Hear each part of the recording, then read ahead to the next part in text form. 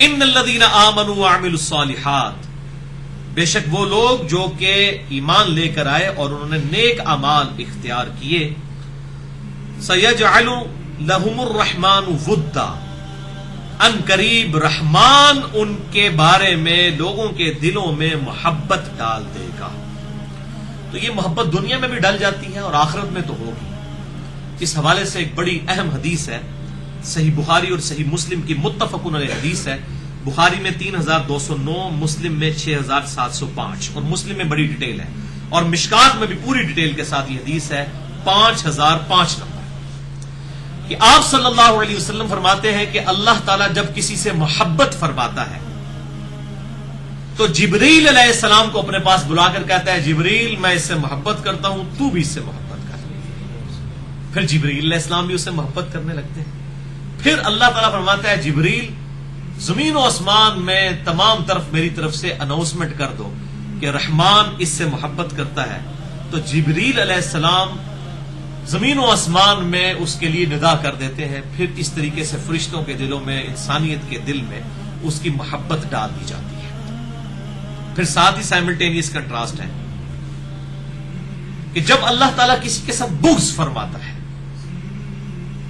تو اللہ تعالیٰ جبریل کو بلا کر کہتا ہے، جبریل میں اس سے بغض رکھتا ہوں، تو بھی اس سے بغض رکھ، نفرت رکھ اس سے۔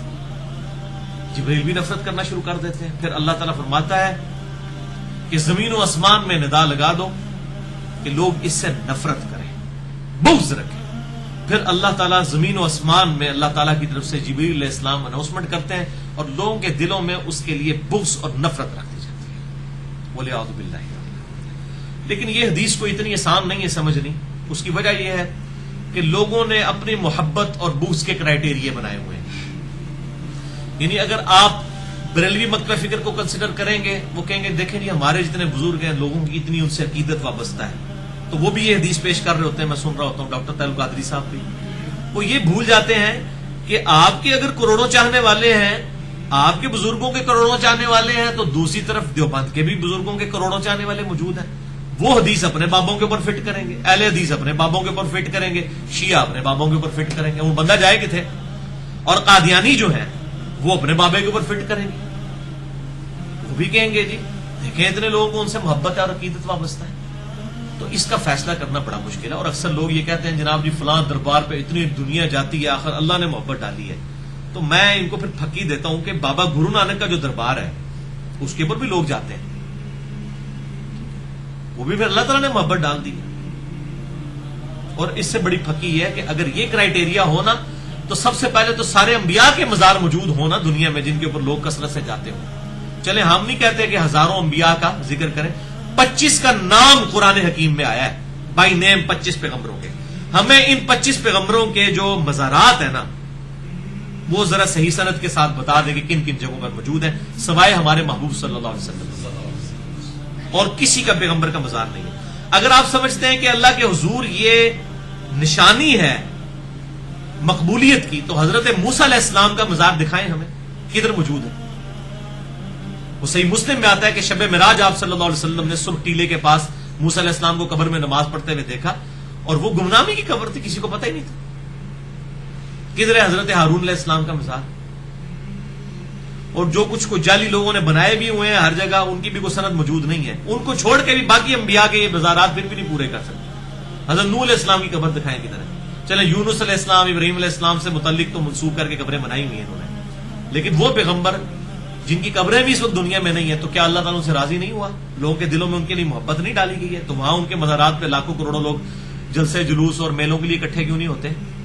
کوئی بات نہیں ہوئی، یہ کوئی کرائیٹیریا ہی نہیں ہے بھائی۔ تو یہ اللہ تبارک و تعالیٰ ہی فیصلہ کرے گا کہ کس سے لوگ جو ہے وہ محبت کس بنیاد کے اوپر کر رہے ہیں، وہ اللہ کا بھی محبوب ہے یا نہیں ہے۔ ہاں جن کے بارے میں صحیح سند کے ساتھ کوئی چیز آ جائے، پرٹیکولرلی نام مینشن کر کے، وہ الگ چیز ہے، اس کو نہیں آپ چیلنج کر سکتے۔ وہاں تو پھر نام آ گیا، جیسے صحیح مسلم میں حدیث ہے کتاب الایمان چیپٹر میں انٹرنیشنل نمبر کے مطابق 240 نمبر، کہ علی سے محبت نہیں رکھے گا مگر مؤمن، اور علی سے بغض نہیں رکھے گا مگر منافق۔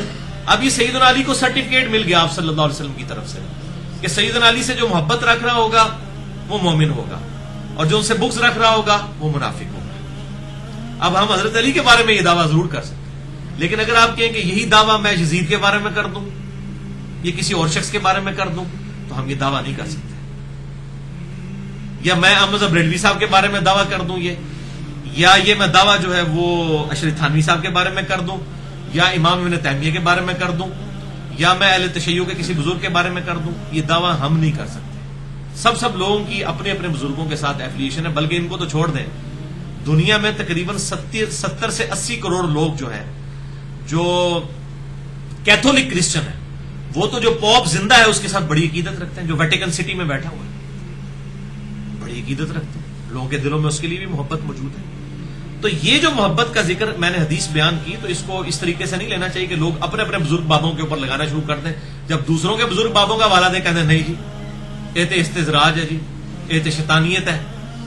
یہ تو قیامت میں پتہ لگنا ساری شیطانیت ہی ہے، سارے پول بھول جانے نے.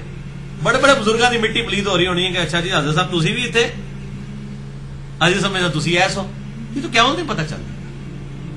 تو لوگ یہاں پر کتنے لوگوں کے ساتھ عقیدے لوگوں کی وابستہ ہوتی ہیں.